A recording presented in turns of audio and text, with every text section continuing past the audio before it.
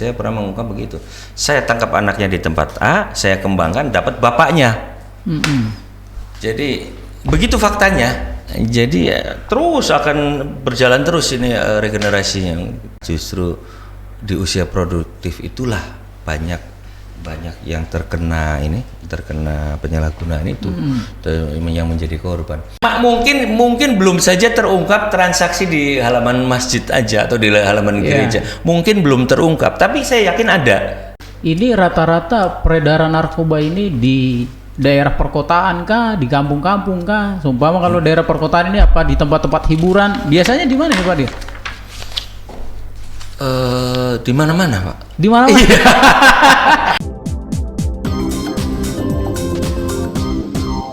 Nah, kemudian ini Pak Dir tadi sudah menyinggung seumpama soal mengenai lapas, tidak hanya persoalan masalah overkapasitas, tapi banyak perkara yang kita lihat, kita ikuti, ternyata dikendalikan jaringan lapas. Nah, gitu. itu tadi. Nah, bagaimana koordinasinya dalam rangka memutus jaringan yang di lapas ini? Ya, real yang kita bisa lihat mata, sweeping di dalam lapas.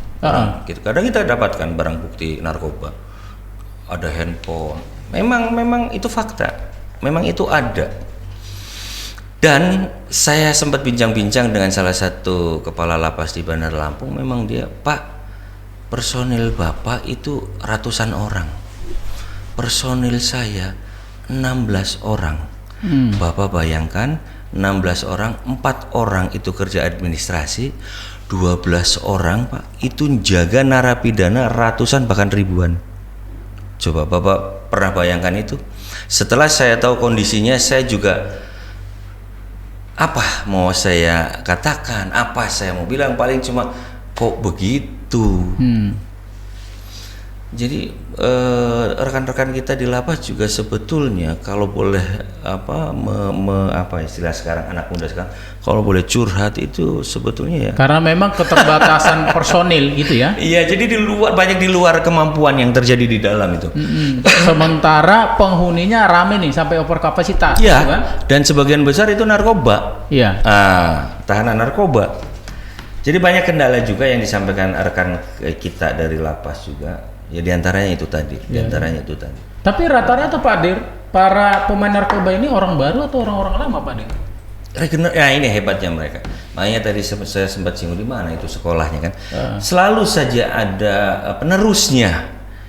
Selalu aja ada penerusnya. Kita saja kadang sulit untuk mencari penerus kita ya. Artinya siapa sih polisi-polisi yang jiwanya sesuai di narkoba. Kadang kita sulit cari penerusnya, tapi mereka selalu dapat. Beregenerasi. Jadi, ya pernah juga, mohon maaf ya, pernah juga saya ungkap dalam hari yang sama tapi tempat yang berbeda. Saya tangkap dua-duanya itu, bapaknya dan anaknya. Jadi itu silakan nanti ya, para pendengar, para penonton silakan jabarkan sendiri. Saya pernah mengungkap begitu. Saya tangkap anaknya di tempat A, saya kembangkan dapat bapaknya. Jadi begitu faktanya. Jadi terus akan berjalan terus ini regenerasinya. Ya maka dari itu mari kita bahu membahu untuk sama-sama itu tadi, memerangi itu tadi. Begitu Pak. Kalau di Lampung Pak Dir, ini rata-rata peredaran narkoba ini di daerah perkotaan kah, di kampung-kampung kah? Sumpama kalau daerah perkotaan ini apa di tempat-tempat hiburan? Biasanya di mana nih Pak Dir? Di mana-mana Pak. Di mana-mana. Kalau udah di mana-mana ngeri nih Pak Dir. Iya. Betul itu. Mungkin belum saja terungkap transaksi di halaman masjid aja atau di halaman gereja. Mungkin belum terungkap, tapi saya yakin ada. Tapi trennya yang lebih marak itu daerah perkotaan atau di desa? Dulu itu di tempat hiburan. Dulu itu tempat hiburan itu identik dengan narkoba, betul tidak? Iya. Tapi ternyata sekarang bukan hanya tempat hiburan, tempat pekerjaan mereka, tempat tinggal mereka, tempat kegiatan mereka, tempat umumnya, semuanya dijadikan tempat untuk bertransaksi, untuk menyalahgunakan, untuk mengedarkan. Jadi sekarang rata di semua tempat. gitu ya. Ya, makanya saya bisa katakan mungkin ya belum terungkap saja ada transaksi di halaman tempat ibadah mungkin ya. Tapi pasti ada itu karena mereka kan mencari tempat yang tidak diduga-duga oleh polisi kan itu kira-kira. Iya, jadi tapi di semua tempat apalagi tempat hiburan, malah sekarang di tempat hiburan malah sulit kita dapatkan. Iya. Karena mereka ini jadi bulan-bulanan kalau tempat hiburan, sembunyilah mereka transaksinya di lain tempat gitu. Karena tahu tempat hiburan itu diawasi gitu ya. Jadi mereka pinter balik dia putar kan begitu. Ini gambaran saja. Jadi maksudnya memberi ini saja wawasan kepada masyarakat supaya enaklah berkoordinasi dengan kita. Okay. Tapi dari beberapa perkara yang diungkap gitu ya sama Direktorat Reserse Narkoba Polda Lampung, kebanyakan pengguna itu di usia berapa, Pak Dir?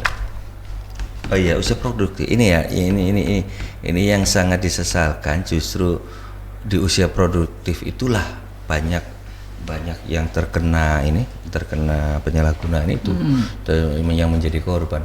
Makanya ada wacana Undang-Undang Nomor 35 ini tentang narkotika ini akan direvisi. Jadi nanti bukan kurir, bukan pengedar, bukan bandar itu tidak dipidanakan. Kira-kira begitu ya. Jadi kalau hanya dia menggunakan saja kemungkinan tidak dipidanakan. Karena kalau tetap dipidanakan nanti bangsa kita yang rapuh, usia produktifnya semua kena narkoba terus semua jalanin pidana. Kan begitu. Ini kan Pak Dir ada surat edaran Mahkamah Agung nomor 4 2010. Iya betul. Tentang pemakai dan pengguna yang mereka memang wajib direhabilitasi. Iya betul. Nah ini kriteria ini seperti apa gitu Pak Dir? Iya jadi berdasarkan SEMA tersebut ada batasan-batasan. Kalau untuk jenis ekstasi itu 5 butir. Jadi kalau di atas 5 butir itu kalau 5 butir dianggap masih pemakai. Iya, korban, pengguna. Ya. Itu kalau ekstasi, kalau sabu-sabu 1 gram. Oke. Ya kan? Kalau ganja 5 gram kalau nggak salah. Jadi di atas itu jadi proses. Kalau di bawah itu direhabilitasi gitu kan? Iya, direhab. Wajib direhab. Iya. Kalau di atas itu tidak diampuni. Prosesnya gimana itu Pak Dir? Ya, biar masyarakat kita juga paham gitu ya kan? Jadi begini. Saya ini pengguna tapi kenapa saya di penjara gitu. Ya, jadi sebetulnya itu tadi yang saya jelaskan bahwa polisi narkoba di Polri ini kurang efektif, kurang komprehensif sehingga dibentuklah badan BNN. Nah, disitulah ada istilahnya TAT, kan begitu? Iya, TAT. Tim Asistensi Terpadu. Isinya polisi, jaksa, dokter. Itulah yang untuk memberikan mengasesmen dengan nanti rekomendasinya rehabilitasi untuk korban yang tadi kalau dikaitkan ke SEMA yang tadi disebutkan jenis ekstraknya sekian butir, ganja sekian gram, sabu-sabu. Berarti yang mengeluarkan itu BNN, Pak Dir? Ya. Jadi tim TAT itu ada di BNN. Lembaga itu, mekanisme itu ada di BNN. Jadi kita nanti yang memberitahu BNN bahwa kami meminta si A yang diduga pelaku untuk di asesmen.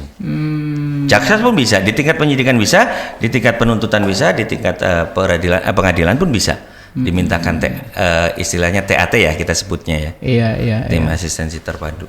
Iya. Nah kemudian ini Pak Dir, rata-rata kan soal tadi Pak Dir sudah bilang untuk mengenai pencegahan narkoba ini bukan hanya tugas kepolisian saja, tapi tugas kita bersama termasuk masyarakat juga, gitu ya kan? Iya betul. Nah, bagaimana jaminan perlindungan hukum keselamatan terhadap masyarakat yang mereka melaporkan ada transaksi atau informasi narkoba di lingkungan sekitar mereka? Iya betul sekali. Jadi itu tadi yang saya bilang di awal bahwa cara konvensional pun masih kita lakukan. Dan konsekuensinya adalah keselamatan bagi personil yang tadi membantu, pribadi yang tadi membantu ke kita kepolisian. Itu dijamin undang-undang. Di undang-undang narkotika ada, kemudian undang-undang perlindungan saksi juga kan ada. Iya. Ya, jadi tidak usah khawatir, tidak malah kita beri reward. Selama ini saya nggak tahu ya kalau yang lainnya, direktur yang lainnya.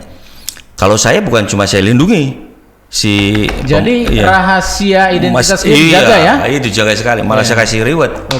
Jadi itu sudah lebih dari melindungi itu kan gitu. Jadi yakin dan percaya saja bahwa kita juga tidak akan menjerumuskan atau mencelakakan warga yang sudah baik, kan kira-kira begitu. Kita bukan memerangi orangnya, tapi yang kita perangi adalah perbuatannya, kan begitu ya. Jadi dilindungi undang-undang, di undang-undang narkotika ada, undang-undang khusus dengan perlindungan saksi juga ada. Jadi tidak usah khawatir untuk para pendengar, para pemirsa yang berkesempatan menyaksikan acara ini. Bila mana di sekitarnya, di sebelah kanannya, sebelah kirinya ada penyalahgunaan narkoba, marilah kita bersama-sama untuk mencegahnya. Begitu Pak Hatang. Iya Pak Dir. Nah, kemarin itu kan ada berita yang heboh ini Pak Dir, yang di Riau itu kan ada keterlibatan oknum perwira, itu ya kan? Yang di Riau terlibat dalam jaringan peredaran kalau tidak salah itu 16 kg sabu. Nah ini terhadap para anggota yang terlibat, atau selama ini bagaimana pesan-pesan dari Pak Dir dengan anggota-anggotanya di Direktorat Reskrim Narkoba, sehingga mereka jangan sampai ada yang menjadi atau mereka terlibat di jaringan itu gitu Pak Dir. Iya, jadi itu tadi itu yang saya sebutkan tadi Pak Hotang, bahwa salah satu kendala pengungkapan di dunia narkoba, salah satu kendalanya adalah konspirasi tadi. Jadi memang itu ada nyata ya. Itu baru di Riau ya, saya yakin yang lainnya ada dan mungkin belum terungkap saja mungkin ya. Tapi ada, dan itu merupakan salah satu kendala. Mau tidak mau, suka tidak suka, kita harus akui bahwa di dalam diri kita juga tidak ada, masih ada oknum-oknum yang yang berseberangan dengan kita. Jadi pesan saya ya, kalau untuk anggota saya, personil saya, ya hormatilah institusimu, hargailah institusimu. Walaupun institusimu tidak menjadikanmu kaya, tapi paling tidak kantormu, institusimu ya bisa menghidupi anak istrimu, kan begitu. Jadi Pak Dir juga selalu rajin briefing dengan mereka supaya mereka tetap on the track gitu ya kan? Tidak, jangan sampai mereka justru sebagai penegak hukum malah mereka yang terlibat gitu. Himbauan ada, kemudian penindakan hukumnya pun ada juga terhadap anggota-anggota yang berperilaku menyimpang, katakannya. Jadi baik preventif, represif, ada semua. Dari hati ke hati juga sering kita sentuh, kan begitu ya. Sampai dari halus sampai setengah halus sampai akhirnya penegakan hukum. Semua sudah kita laksanakan. Sampai kemarin pimpinan juga menyampaikan ke saya, Pak Dir, waduh ini saya capek tanda tangan surat pecat ini banyak sekali. Kenapa itu Pak Dir? Ya itu tadi, oknum-oknum itu rata-rata narkoba semua Pak Dir. Saya sampai dari mulai saya serah terima masuk jadi pimpinan di Polda Lampung sampai saya mau meninggalkan Polda Lampung, itu aja yang saya tanda tangan. Banyak juga ya Pak Dir. Banyak sekali. Itulah bentuk-bentuk bahwa kita serius memerangi barang itu. Kalau anggotanya Pak Dir sudah ada yang terlibat, ada yang sampai dipecat? Dipecat nggak tahu ya, kalau yang dulu kalau selama saya belum. Gitu ya, mudah-mudahan janganlah jangan ada ya. Sayang. Iya, lucu. Sayang dan lucu kan begitu. Iya. Nah kemudian ini dalam upaya pencegahan ini Pak Dir, apa saja yang sudah dilakukan selama ini dalam rangka pencegahan peredaran narkoba di Provinsi Lampung Pak Dir? Iya, upaya pencegahan. Ya itu tadi Pak, kami ada ini Pak, ada program PEKON ya Pak, PEKON ya kalau di sini PEKON. Desa itu PEKON. Iya PEKON ya. Bersinar ya. Iya. Itu ya. PEKON bersinar narkoba. Iya. Jadi kita selalu berkoordinasi dengan kepala kampungnya supaya di desa itu jangan ada 1 gram pun, apalagi 1 kilo barang itu masuk kan gitu. Sebab ya begitu tadi. Jadi ada beberapa desa binaan ya Pak Dir ya? Iya, jadi bukan cuma ini ya, bukan cuma Direktorat Binmas saja ya, Direktorat Narkoba juga kita ada binaan juga. Bukan hanya polisi Binmas saja yang membina masyarakat, kita juga ada. Itu ada. Kemudian ya begini, seperti Kupas Podcast ini saya sebetulnya senang sekali loh. Jadi saya bisa curhat ini ke masyarakat kan begitu. Saya bisa curhat, saya bisa minta tolong kan begitu ya. Bantu saya dong masyarakat gitu. Kita bersama-sama memerangi kasus narkoba ini gitu ya. Jadi memang butuh media, Apalah yang bisa kita lakukan, spanduk lah, podcast lah, apa saja. Audiensi lah mungkin. Jadi ya mudah-mudahan Pak, bisa menekan itu tadi grafik yang dimaksud tadi. Iya. Nah kemudian ini kan Pak Dir, situasi ini kan masih pandemi COVID. Kita nggak tahu kapan ini masalah pandemi ini berakhir. Ya kan? Ya, sudah ada ini sekitar sampai 7 bulan dari bulan Maret. Ini sudah bulan. Iya, sudah mau 10. Iya. Gitu. Mau habis tahunnya ya. Nah ini apa upaya yang dilakukan supaya di Direktorat Narkoba juga ikut terlibat, ya kan, memutus mata rantai peredaran COVID. Di sisi lain, ini penegakan hukum juga terhadap kasus narkoba juga terus berjalan. Nah, melakukan hal yang sama di waktu yang bersamaan. Ini seperti apa? Apa namanya pesan-pesannya terhadap anggota-anggota yang di lapangan dan tindakan yang dilakukan dalam upaya mencegah COVID-19 ini, Pak Dir? Ini sebelum saya jawab, saya tanya dulu, ini closing statement bukan? Belum. Belum. Jadi saya harus ceramah dulu ini. Iya. Kalau closing statement bagus ini. Iya. Kita closing statement masih ada waktu 10 menit lagi, Pak Dir. 10 menit. 11:30 ya? Iya. Iya. Ya itu tadi sebetulnya begini, ini pandemi kan tidak ada yang menduga. Jadi sebetulnya kita laksanakan aja tugas pokok kita, memberantas peredaran narkoba, menegakkan hukum di bidang tindak pidana narkoba. Tiba-tiba ada pandemi. Jadi ya akhirnya dengan sendirinya kita menegakkan hukum dengan dengan melakukan protokol kesehatan secara bersamaan. Jadi coba Pak Hotang atau rekan-rekan yang berkesempatan jalan-jalan ke kantor saya bisa lihat sendiri, protokol kesehatan kami juga ketat. Bahkan pimpinan menyampaikan kalau kira-kira tidak sehat tidak usah masuk kantor. Lebih baik sampaikan, Pak, saya tidak sehat dan saya mau istirahat gitu. Jadi memang jadi di kantor menerapkan protokol kesehatan secara ketat, di lapangan juga seperti itu juga. Betul. Gitu ya Pak Dir ya. Kita menangkap dengan APD juga pernah, upaya paksa menggunakan APD lengkap pernah. Kemudian di rutan kita, sel kita juga disinfektan. Kemudian kita bagikan masker, kita bagikan hand sanitizer. Kemudian kemudian disinfektan. Jadi ya artinya masanya begitu ya, di mana-mana begitu ya, mau tidak mau kami menegakkan hukumnya pun dengan cara begitu. Iya. Jadi tidak mudah-mudahan ya COVID tidak menjadi kendala itu tadi pemberantasan itu. Buktinya yang tadi data saya sampaikan, Agustus sampai Oktober sudah berapa ratus perkara yang diungkap di Bakahuni itu. Jadi itu tadi akan lebih berhasil lagi kalau itu tadi peran serta rekan-rekan sekalian, para pendengar, para pemirsa bisa membantu kami di kepolisian. Yang 3 bulan tadi disampaikan Pak Dir, ada nggak jumlahnya ya Pak Dir ya? Berapa pelaku yang sudah paling baik jadi kurir. Jadi yang kami ungkap di Bakahuni itu rata-rata kurir. Kurir itu paling banyak 3 orang. Iya, jadi 60 kilo biasa dibawa sendiri. Terus 10 kilo berdua. 129 kilo bertiga, jadi gitu. Jadi paling sekarang di Lampung Selatan itu ya kurang lebih 10 lah tersangkanya dengan sekian ratus barang bukti. Kemudian Pak Dir, untuk mengenai pemakai narkoba ini ada ciri-cirinya nggak sih Pak Dir? Ciri-cirinya? Dari ciri-ciri fisik gitu, sumpah matanya sayu. Konsentrasinya sulit, atau ada ciri-ciri khusus nggak Pak Dir? Atau sama saja gitu? Jadi begini, sebetulnya ini akan lebih tepat kalau yang jawab ini dokter. Tetapi karena yang duduk di sini di depan Pak Hotang ini saya nggak ada dokter, jadi saya jawab juga ini. Tapi sebelum saya jawab, bisa saya minum dulu? Boleh Pak Dir, mau Pak Dir, kita sambil minum Pak Dir.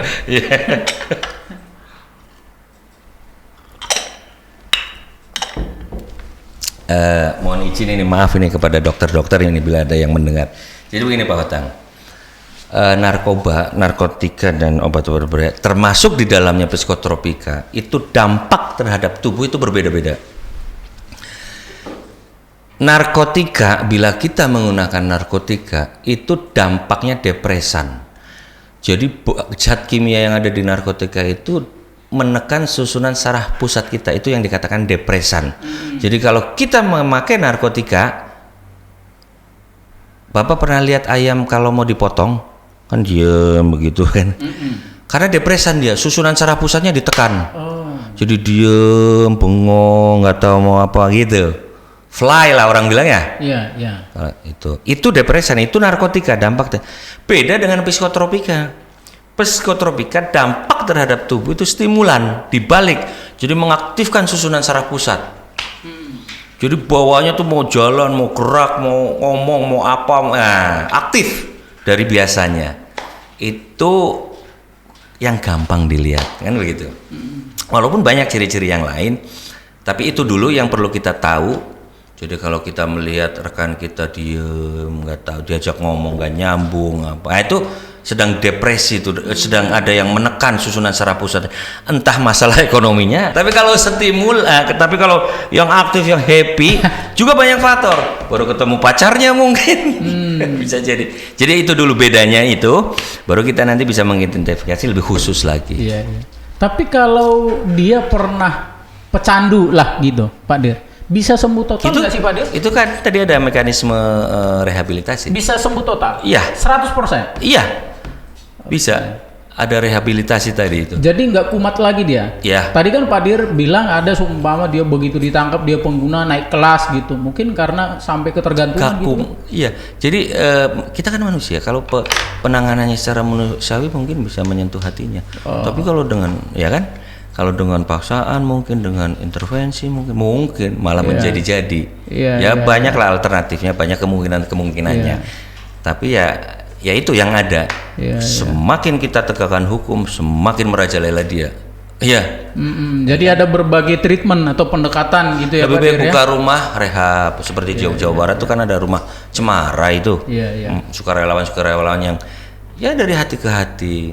Jangankan narkoba, yang sarafnya terganggu, rumah sakit jiwa ada kalanya dipulangkan karena sudah sehat. Betul tidak? Iya. Nah ini closing statement ini Pak, nggak terasa kita ini sudah 1 jam.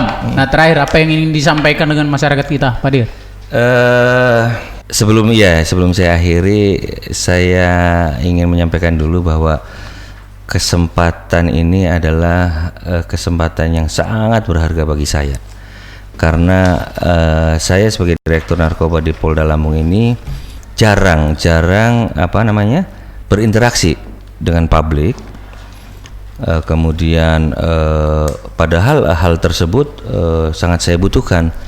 Jadi terima kasih Pak Hotang ini, rekan-rekan panitia sekalian yang sudah artinya membuat acara ini satu acara yang sangat bermanfaat, sangat penting artinya buat saya pribadi maupun rekan-rekan saya lah yang bertugas jadi polisi narkoba sekarang ini. Penting sekali karena kapan kami bisa berinteraksi dengan publik, kapan kami bisa curhat, kapan kami bisa ketawa ketiwi. Jadi sekali lagi terima kasih Pak Otang, terima kasih rekan-rekan, masyarakat sekalian, publik telah mendengarkan, telah menyaksikan acara ini. Ya bukan pesan lah, kalau pesan kesannya kok saya ini aja lah, saya apa istilahnya Pak? Himbauan lah ya. Jadi ya itu tadi, mari bersama-sama kita bahu membahu, artinya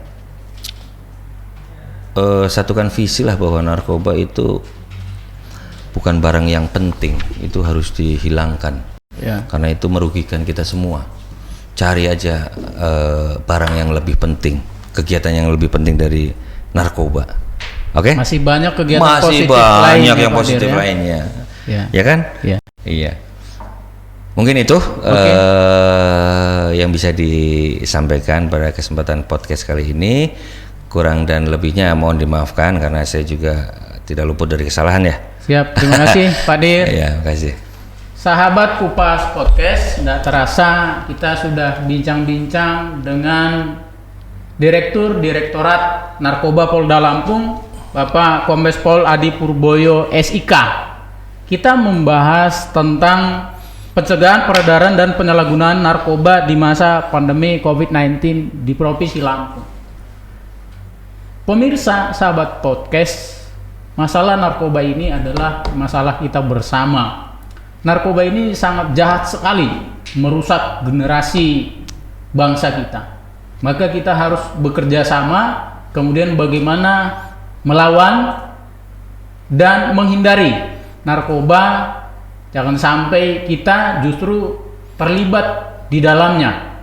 Dari aparat kepolisian kepada masyarakat diberikan perlindungan, proteksi ya terhadap masyarakat yang ingin menyampaikan informasi laporan hal-hal terkait dengan peredaran narkotika. Sehingga supaya kita semua menjadi masyarakat sehat, masyarakat yang produktif. Demikian dari saya, Donald Hari Sihotang. Kita ketemu lagi di podcast berikutnya di waktu dan jam yang sama. Sekian dan terima kasih.